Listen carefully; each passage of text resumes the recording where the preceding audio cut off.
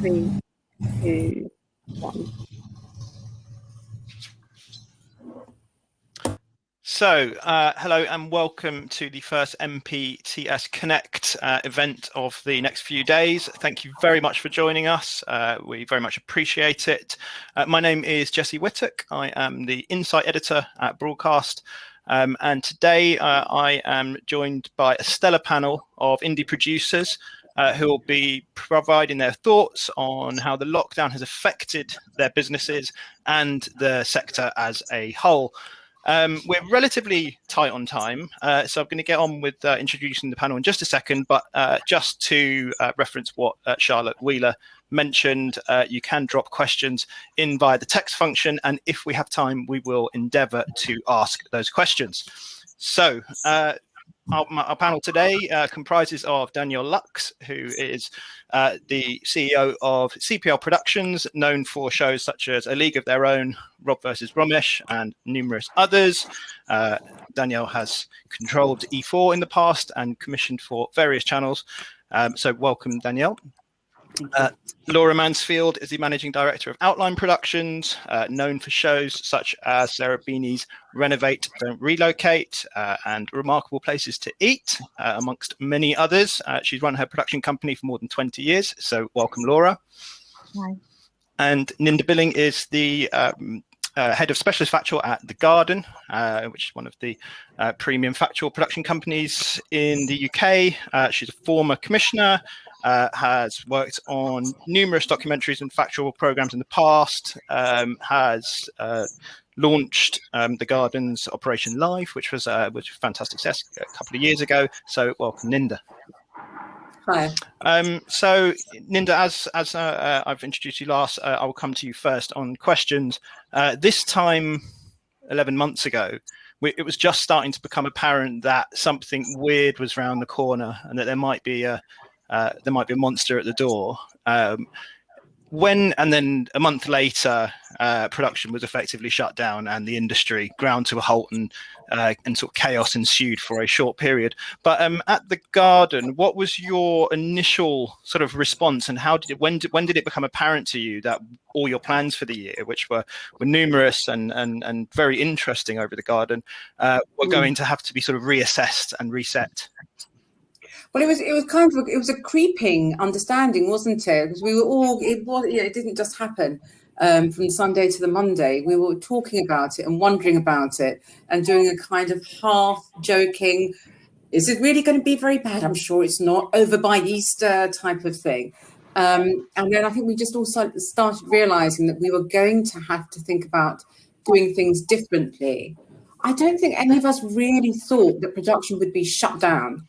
Because we've never experienced that before. What would that look like? You can't even conceive of something like that. So we just started gradually reassessing what we were doing, how we were doing things. We'd just been commissioned to make the Natural History Museum series, which was a brand new series. We wanted that to be returning business. And so we're thinking, okay, so is the museum closed? Is it open? What will we do? How will we? So we started thinking about practical things like, how are we going to cast if you can't even go and meet people? How are you going to make an observational documentary series when there's nothing to observe because the whole thing is now actually everyone's left the building?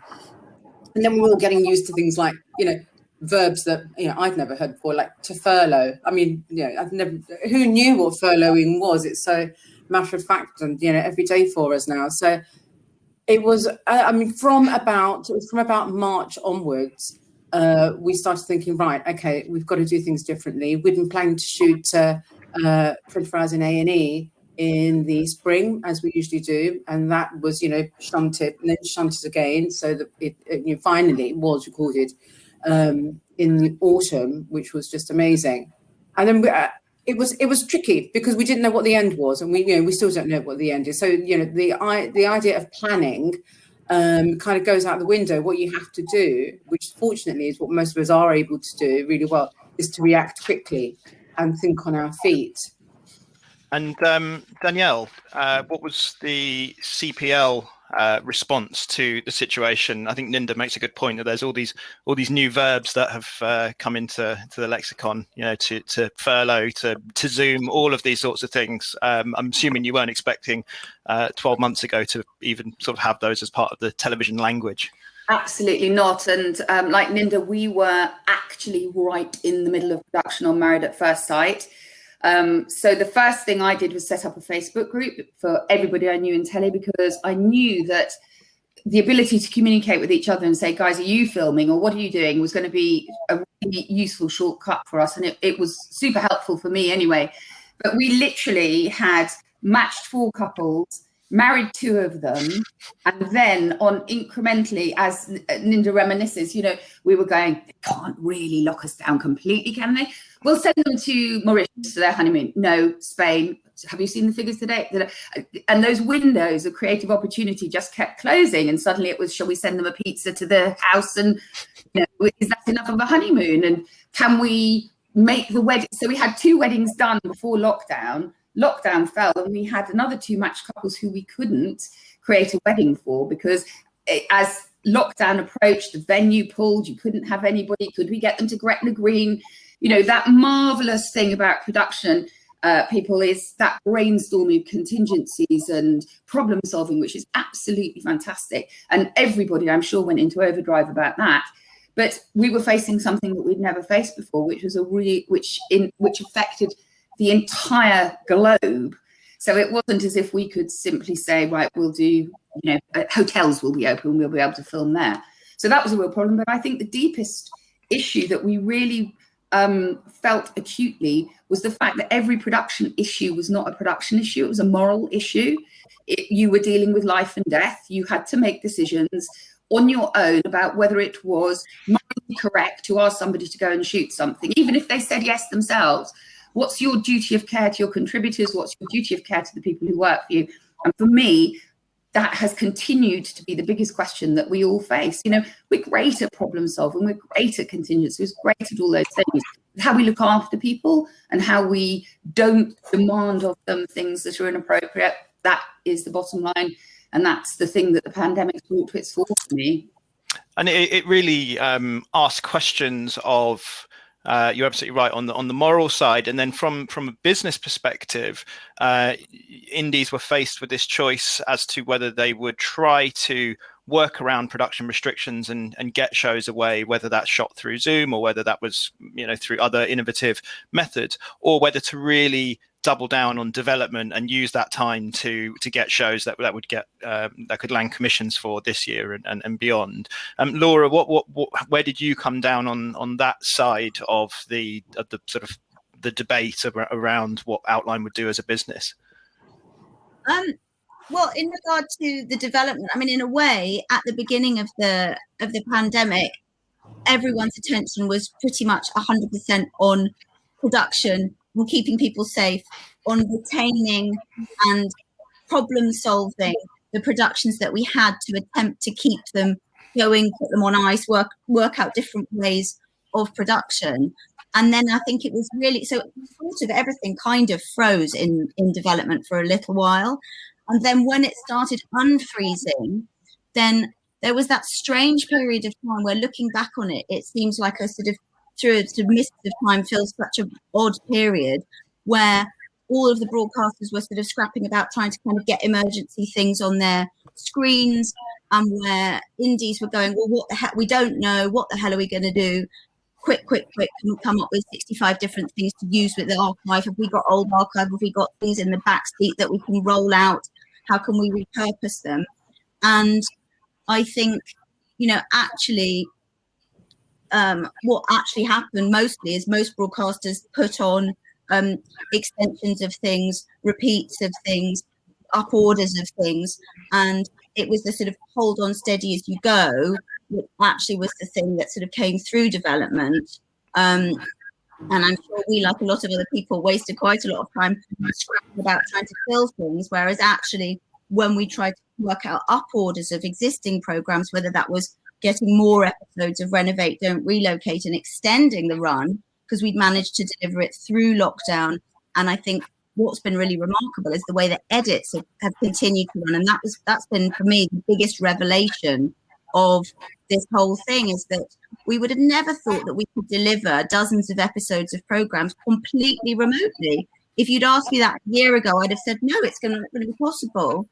But yet we've done it, and people have done remarkable things. So I think that's, with the benefit of hindsight, it's that sort of extraordinary resilience that teams have shown in coming up with new ways to do things. I'm going to jump back to what Danielle mentioned about the sort of moral issues around production. What did you feel, Ninda, when you were thinking about something like the museum series, which came out? What were the sort of implications for that show around, you know, the safety of contributors, around the safety of your own staff, yourself? You know, how were you kind of considering that? Well, I think the first thing we did was work out. The first question you ask is, can we film? And then, you know, how can we film? How can we keep people safe? And that becomes paramount, which, you know, for a series being made in the museum wasn't what we were thinking would be the first question we would need to be asking.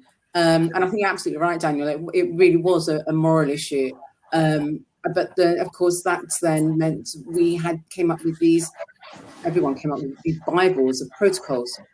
And the protocols were evolving all the time as well. We just had to stay fluid. So you knew that what you decided was a safe way to film based on the scientific advice on a Monday may not be the same in 2 weeks' time, because the scientific advice may have changed. So we just had to stay really abreast of current thinking, and we had to just be really overt about asking people what they felt comfortable with. And if people didn't feel comfortable, we just couldn't ask them to do things. Even if you thought, oh, well, you know, the guidance is this and you probably can do that. What we all found was that people were much more open about their individual circumstances as well, whereas before you keep that all in the background. And so people who say, I'm looking after someone elderly, I've got children, or I'm in contact with my, you know, my partner is vulnerable, or I've actually got underlying health conditions. You know, people had to be much more open and much more trusting with each other. And, you know, in terms of teams, I found that the team on Natural History Museum was one of the strongest teams, actually, that I've worked with, because everyone was not just making a program together, they were really looking out for each other all the time as well. I'm feeling much more confident about saying, are you okay with this? Are you okay with that? In terms of casting, so casting was all done on Zoom. So there was no need in the end. We said, look, there's no need, even if you wanted to meet people. So you'd cast on Zoom and then go and recce separately, and then join the two together. And then we'd have Zoom meetings where in the garden, we met in the office, and there were 3 of us in the huge office, all in different parts of the office, and one of us by the whiteboard doing the thing you normally do, which is slap up all the different stories and then start moving them around and work out. So there's some of the functions of production still had to happen. You know, you still had to have the brains in the room. You still had to think creatively, because we were making a series which we did not want to feel was made in lockdown, which we did want to, from a business point of view, we did want to feel like can be returnable business that felt timeless as well. So it can be viewed in 2 years' time, and no one's going to think, oh, it was that time when they couldn't film anyone like that. And, you know, and you know, so there's no Zoom.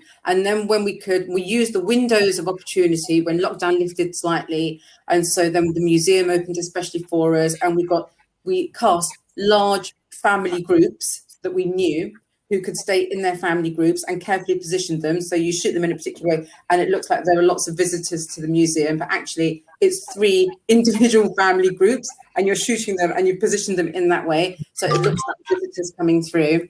So there's a lot of ingenuity, but all of it was predicated on keeping people safe all the time. Yeah, absolutely. And how much the production values slip as well. That's what you didn't want it to feel like we were making emergency TV. We wanted to make TV that, as became more and more apparent, people had a real desperate need to watch, to escape. from their four walls, and and the screen on the wall was a way of escaping. So that became our duty, right, to make television that people could enjoy, that people could lose themselves in, they could escape with, and they could feel like they were still being entertained in this moment of absolute awful national crisis. Absolutely. Just to say, I think we've lost Laura for a second. I think she might be having some sort of power outage issue, but we're expecting her back any second. So don't worry, you'll have more Laura Mansfield any second. But Danielle, there's Ninda was making some really interesting points there around the various challenges that were presented. And for a company like CPL, I suppose your challenge, a lot of what you do is working with talent, is working with in studios and those sorts of situations. But broadly, the questions are the same, right? It's around keeping people safe. It's around who can do what, who's capable of and happy to kind of take certain risks to an extent. But what was your approach to that side of things? Very similar, in as much as what one wanted to do was consistently consult with everybody. But I think it goes a little deeper than that, in as much as what you need to create, and obviously we all strive for that in our companies, is a culture where people can speak up, where they are able to say, my daughter's sick, I need to stay home, not take a day's holiday or pretend something else. And so it really relies, that realistic communication relies on a culture that has to be created and wasn't created during the pandemic for any of us, I'm sure. But people need to feel that they are safe speaking up, that they're not going to lose their jobs. We probably all grew up in a TV which was pretty, bullying and difficult, and where if you went home before 10 o'clock, you were looked down on. Those things are not healthy, full stop, but they are definitely not healthy in terms of the risks, real life and death risks people were taking in order to be able to feed their families. And as an industry, of course, we were far better off than, say, our colleagues in theatre. But at the same time, as somebody who runs a company, you need to look around all of the possible reasons why somebody who has an underlying health condition is saying, yes, I want to do that. And those for me were the really difficult decisions about where your duty of care ends and where an individual's freedom to decide for themselves exists. So I thought it was those were the things that kept me up at night. We were very fortunate in that, like Linda, we were in production on something, but we could find our way around it with editing, with people shooting UGC content. Then we had 3 different shows going through studio in the summer, which at that point, lockdown had lifted to an extent, but that endless detail on getting those protocols right, and in a circumstance that none of us had any experience of. I mean, who knew that the safety protocols were different to the test and trace protocols, and that you could obey the safety protocols but fall foul of the test and trace, and that could bring a production down. We all found these things out as we were going. But again, that endless, wonderful adaptability. Our brilliant producers who came up with, League of Their Own without an audience. The received wisdom has always been you have to have an audience for those shows, because the stand-ups and the comedians need to perform out to an audience. And actually, I think when you look at the shows, they've developed something that's delightful in their intimacy and trying to make each other laugh in a different way, and it's given rise to really interesting creative solutions. We had a brand new children's show that was that we produced with an indie called Tiny House, where the whole thing was really put together in lockdown. So the games were tested in the games producer's garden with his 2 daughters, a couple of buckets of water and a plank of wood, and we were having to envisage this sort of crystal maze type game that we didn't see until we practically all met for the first time in studio and saw the games for real. But again, that's passion, commitment, endeavour, we're all so good at. I think it's just heightened all of those brilliant skills, and the aspect is brilliant. The thing that worries me is we've all been in it for a while. I am concerned about people who are new coming into the industry, whose first experience is going to have been during lockdown, where you just don't have that high, we know who we would call to get an answer on a brainstorm question or whatever. But when you're a researcher, you're starting out, you get so much by osmosis. And my concern is what happens to that younger generation, to all of the advances that we've made in terms of inclusion. As an industry, we mustn't fall back into our old ways. It's something that I think is going to be challenging for the industry going forwards. Yeah, welcome back, Laura. We can see your back on the screen, which is great. We're talking about lessons learned, Laura, and I don't know if you can actually hear me right now. Perhaps not. In fact, I'll go back to Ninda whilst Laura's getting her setup sorted. Okay. Yeah. So obviously, the Garden, Ninda had shows that were pushed, and but equally, you were working on new formats and developing new shows.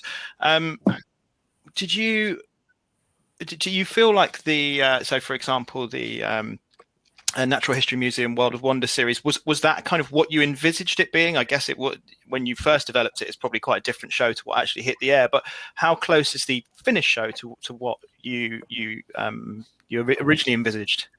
Do you know what? And this is an absolute testament to the team who made it. It changed from the commissioned pitch document to what we saw on screen, but it only changed for the better. It changed in ways that productions just do, from when you pitch to when you make, because you find better stories, you find clearer format points, you find great characters and things which you don't know until you get into the program making itself. So I think we were really lucky. A lot of hard work went into it. At the museum were great. It was our relationships. We worked so hard on relationships, and I think that's so the relationships within the team, so that people could support each other, but also relationships with our contributors as well. Everyone. There's a real sense of people pulling together to make the very best that we possibly could. So I don't feel like it was hard. It was hard in a different way to making TV has been before, but the end product itself hasn't, I don't think has suffered. It's come out as a real joy. And I think, and part of that is, if we're thinking about lessons learned and about how, one of the things we did at the Garden was we just really opened up our development. We at the same time as staying in production, we did double down on development as well. And where people weren't on location all the time or weren't in edits all the time, we've got a decent sized core staff at the Garden. And so we were able to set up lots of different kind of development groups. And so there was a lot of creative thinking, which was great in terms of people having the headspace to think creatively about things without a deadline banging on their door. But also it meant that we could get more people in the room as well. And that was great in terms of keeping people's morale up, making people feel like they're still part of something. You're not just part of your loft conversion furniture. You're still part of a company. You're still part of a creative community. And I think, keeping those things going has been really vital. So that because we're all now looking forward, aren't we? We're looking forward to coming out of this, and nobody wanted to be rebuilding from scratch, trying to remember people's names, trying to remember how to have creative conversations. So being able to keep those things ongoing, and it bears fruit as well. What we've seen is that having the time to focus on that development means that this year we've got some really exciting productions coming through, because we've had more people in the room being able to contribute with more creative ideas. Well, I think anecdotally, it's something that I've heard several times, is that on the sort of plus side for those younger people who Danielle mentioned, who will have found this whole period extremely difficult, particularly those who living in flat chairs or are new to the industry or whatever. The fact that they've been able to get to the sort of top table quicker in an extent is obviously a very positive thing, and it's a different type of experience than being out on a shoot or working closely with someone and shadowing someone. But equally, I think it's it points to the innovation and the way businesses have changed during lockdown. I would say, like with newcomers into the company, And just generally, if somebody emails you and says, "Oh, I'd like to, have a chat with you," you're thinking, right, before, I've been thinking, right, how can I clear my diary about, well, I've got this meeting that I'm mid-production, it's quite tricky, maybe I can do it afterwards. Now it's just, why don't we have half an hour on Zoom? And that's so much easier to fit in. So it's, in terms of that kind of communication, it's been much easier. And of course, all the time, free time that we now have, because we're not sitting in, cabs trying to get across to broadcasters, or trying to get to meetings. That has been really liberating in some ways. That it's become, in a way, it's become more democratic. There are fewer excuses to hide behind if you're in a senior position and someone's approaching you for advice to get into the industry. When we've all had, I think, a kind of moral awakening on many fronts this year, then there are fewer excuses to say, "I'm sorry, I can't see you." There's more obligation on us to make sure that we as an industry are healthy. Absolutely. And I think it is about us creating those opportunities for younger people. You're completely right.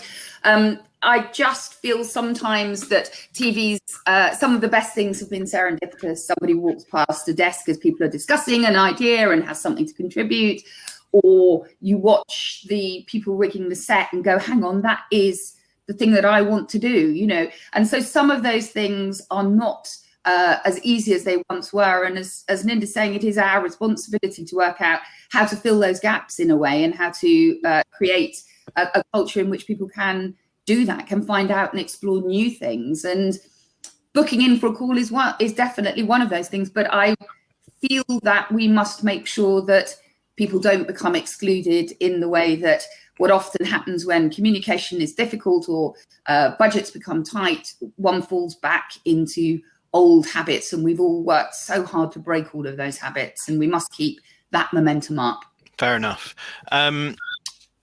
Another issue that we've heard time and time again at Broadcast, and we'll be doing more reporting into in coming months, is the kind of more I guess the more financial side of things. So COVID has obviously changed the cost of production. COVID protocols obviously cost money, and then there are various sort of unseens in whatever show it is you're making that will be attached to the show. So there are sort of two things that we're seeing. Is one, there's a question around sort of how that's financed and who pays for that, and what the responsibilities are on the side of the producer, on the side of the broadcaster, and whoever else might be involved. But I don't know, Danielle, maybe you can sort of talk to how you have found that sort of financial question around production of shows. What's been your read on it? Do you think it's been fair to producers? Do you think it's what's the... So I think it's been wildly different between broadcasters. In exactly the same way that the terms are different between broadcasters. So some are incredibly supportive and partner you in those additional costs, and others are clear that what you get is what you get, and you've got to make it work. In a way, and in so many ways, it's the story of the industry consistently. Margins have been under pressure for ages, and this is an additional set of costs which unfortunately doesn't really put that money on screen. I guess from our point of view, the only thing I can ask for is clarity and honesty and directness right at the beginning of the process. The worst thing is to assume that those wonderful, warm conversations are going to mean that broadcaster is going to partner with you and then find out they're not. So I think people just need to broadcasters absolutely have to be crystal clear up front, and then it's a decision for us to make. As I said, the terms are different between the broadcasters, and therefore perhaps how one considers the terms and the money spent on COVID in a different way subject to broadcaster. Fair enough. Now, Laura, I think we have you back now, and I think you can hear us. We were on in practice. It's the joys of a digital call. We were just talking about costs related to production, and I wondered what your take on that is, and in terms of how Outline has found those sort of additional costs that are associated with a production, and how the kind of conversations around those costs are going. I mean, there are definitively additional kind of concrete costs associated, which, we reckon it's about 15% extra once you factor in, the very, very welcome DCMS insurance, as well as other additional kind of practical costs, but there's also lots of hidden costs, which are around the people time, the prep time, all of that stuff that you don't see, you can't charge for. Is my microphone gone weird? It's okay. You're fine. And those hidden costs are things which the companies, indies are bearing. So the amount of time that our extraordinary production execs and production managers are spending that's not really allocated to any broadcaster about multiple protocols, multiple different plans. And all of that is stuff that as an indie and looking forward that you're having to bear and you're having to put into your plan. So I think those are two things really. So I think there is a very great kind of pressure, but people are kind of finding, that they're resilient. They're putting those plans into action. Okay. We've got a question from the floor, which is sort of slightly related to this. It's I'll pose it to you, Ninda. So this is from Sean Glanville, and he says, have the practicalities of COVID meant we've compromised on technical quality, remote production? If so, is that, or have we learned, or are we accepting new levels of quality for access and openness? I think what we're talking about here is the quality of production. Ninda, what do you think around that? I mean, it's on screen. Things certainly don't look too different now than they did 12 months ago. I think we work really hard behind the scenes to make sure things on screen don't look different. One of the biggest changes for me, I would say, is remote editing and working out the language of remote editing successfully, because we've all become accustomed to sitting in a room alongside someone and saying, can you just move that bit there and do that bit there? Oh, I'm not quite explaining myself properly, but it's that. The editor understanding, a bit of finger pointing, a bit of half sentences. And actually when you're 100 miles away from an editor, then you have to work out a new way of conveying that information. And so that's for the PDs. And for PDs who are working with editors they've never worked with before as well, trying to create that intimacy of relationship, which means that they can come to a proper creative understanding. And then for us, giving our notes in to that structure as well has been a real challenge. And you work out, that in the early stages it's easier. When it comes down to fine cutting, then I found it, I don't know about anyone else, but I personally found it more tricky when you are talking about the detail, about the nuance, and you think you've said something but somebody misunderstands. So you have to factor in that it may take more time. And I would say that for us, we relied on editors working really hard, but in terms of staying on schedule with edits, that has been a challenge. Okay. Laura, what's been your experience? Yeah, I would absolutely agree with what Ninda's saying. It's when you get to that fine cut stage where people are used to two people sitting creatively bantering in a room, that it gets particularly hard. And I think, but it's across the board in production. It has really put the focus on communication in every direction and how important it is to be taking time at every level to be kind of communicating really, really clearly. So I think weirdly with an edit, on some levels, it's made it more efficient because you can have two people, two places working simultaneously. And once they do establish a relationship, people work very, very quickly through the first part of an edit.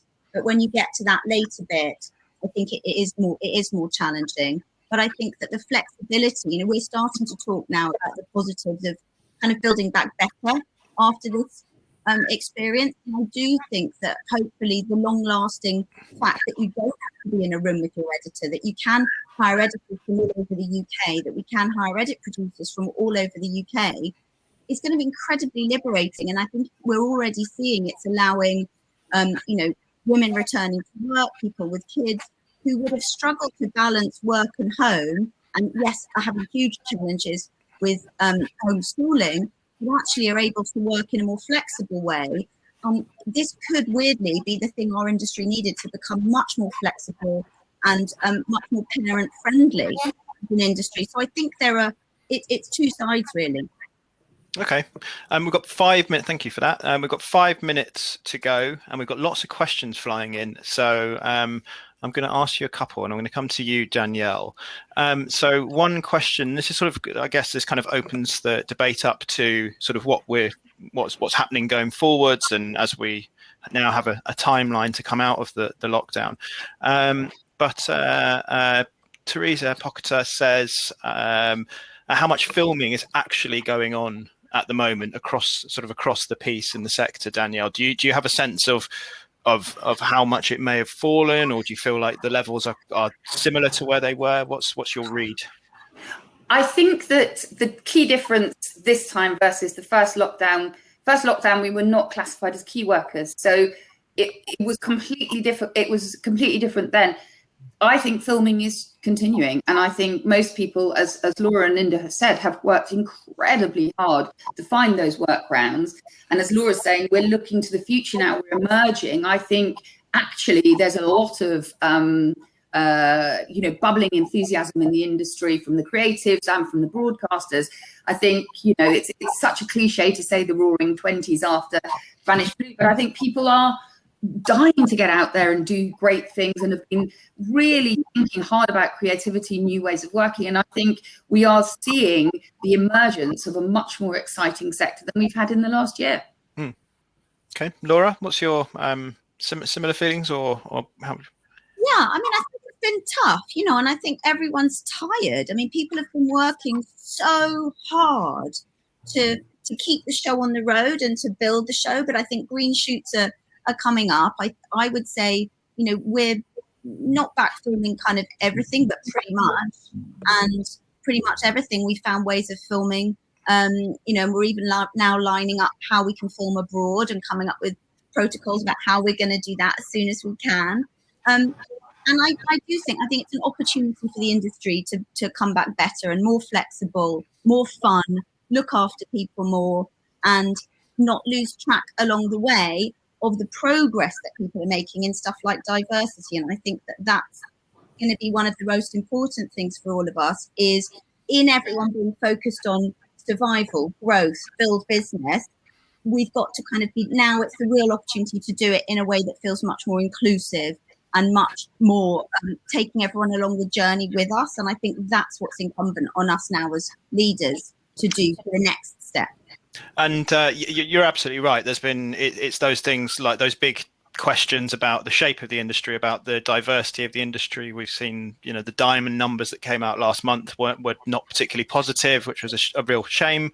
That is a huge debate in itself. But Ninda, when you're looking forward, and I think you're probably going to get the final word here because I think we've got about 2 minutes left. But do you think the industry will come out of this in a more positive space, or has this really highlighted some issues which the industry needs to work on? Well, last year highlighted lots of issues, didn't it? And and in the midst of all the pandemic was the death of George Floyd, and that threw up a huge amount of really important, crucial questioning of ourselves and how we worked. And we had the time to think about it, didn't we? Yeah, we can. Of course, we can be positive going forward, but we'll only be positive moving forward if we want to be positive moving forward. It doesn't just happen. It requires a huge amount of effort and ongoing commitment from us. We can't just say, wouldn't it be nice if we all came out of this as better people? We'll only do that if we make a really concerted effort to do better, and to do better by people who we haven't worked hard enough to include in our industry in the right way before. So I think, yes, let's be positive, but let's not underestimate the amount of work it takes for us to still turn corners on where we were going in, traveling in the wrong direction before. So it's challenges and opportunities, and it's really incumbent on everyone to just work hard and they always go hand in hand, don't they? Absolutely, absolutely. I think we're actually out of time, so I think we could have definitely done 45 minutes on that particular subject on its own. But Danielle, Laura, Ninda, thank you so much for your time. It's much appreciated. And thank you to everyone watching. Please stick around for more MPTS Connect sessions. But for now, that's it from us. Thank you very much. Thanks. Thank you. Thank you. Bye. Bye.